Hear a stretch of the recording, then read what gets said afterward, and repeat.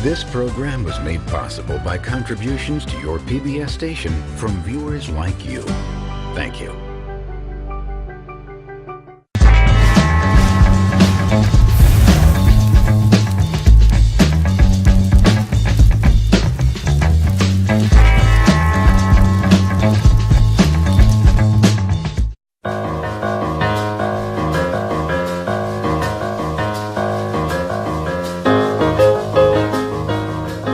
Oh, hello there. My name is Robert Bentley, and today we're going to be discussing the Doppler effect. But Mr. Bentley, what is the Doppler effect? Well, I'm glad you asked, Timmy. Well, the Doppler effect is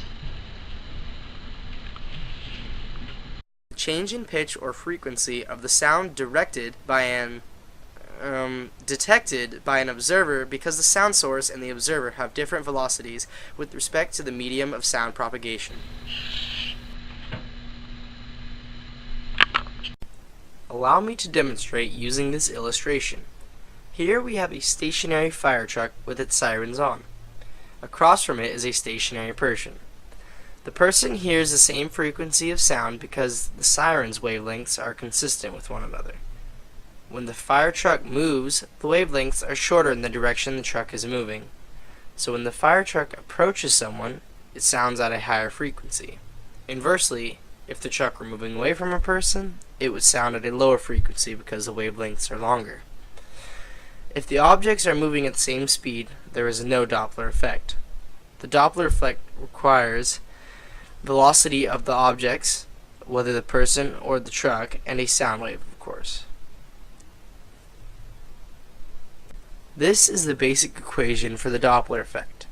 The new wavelength heard is equal to the initial wavelength minus the velocity of the sound source multiplied by the period of the wave. Let's take a look at some examples of the Doppler effect.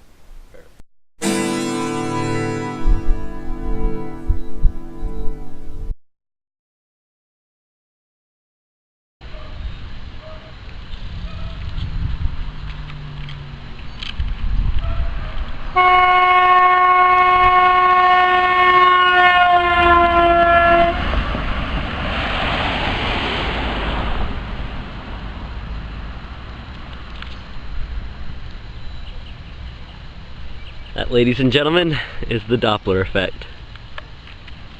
In this illustration, we see a radar tower with two adjacent mountains. When the radar tower emits a pulse, the mountain causes part of the pulse to reflect back to the tower. When the tower picks up these reflections, they register on the screen on the right. Now we see how radar tower tracks a moving object. We see how every time the radar pulse hits the jet, a portion is reflected back. The radar display on the right shows the path of the jet. If we fast forward the animation, we can see how a jet being tracked in real time would appear. This is what a radar screen looks like, with lots of reflections. See how difficult it is to track the moving object with all that clutter? To solve this problem, we use a Doppler effect, which is the change in frequency of the radar when it encounters a moving object. When the pulse hits the stationary tank, it reflects back at the same frequency. However, when the pulse hits the jet as it is moving away, it reflects back with a lower frequency. Finally, as the jet returns, the pulse is reflected back with a higher frequency because the jet is moving towards the tower. All we need to do is add a filter to the radar receiver that eliminates returning pulses with an unchanged frequency. When a pulse returns with a changed frequency, it is allowed through the filter on the display. So now when we are tracking the jet on radar, we only get the moving object with none of the clutter.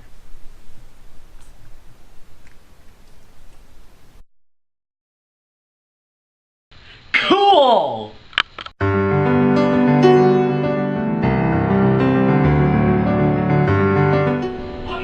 And that's how the Doppler effect is done.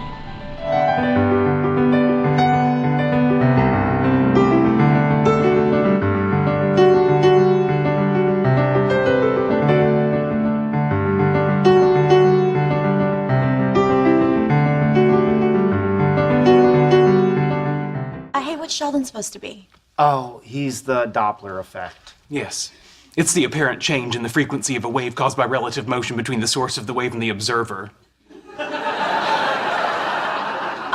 Oh, sure, I see it now, the Doppler effect. All right, I got a shower. You guys, make yourselves comfortable. Okay. See? People get it.